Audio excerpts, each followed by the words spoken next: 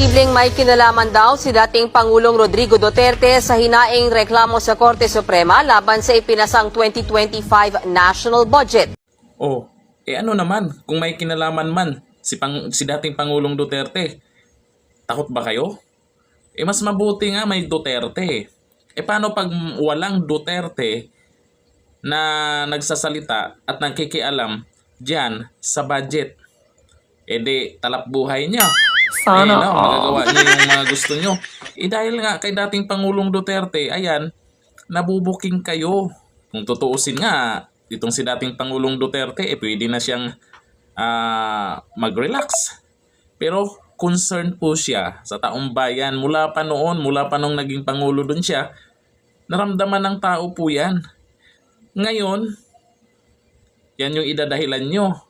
Pamumulitika. Ano naman? Kung malalaman naman namin ang totoo o yung pangungurakot nyo kung saan nyo ginamit yung pera ng taong bayan, mas gugustuhin namin na patuloy na mag-iingay yung mga Duterte. Takot kayo, nasa korte na. Booking na kayo.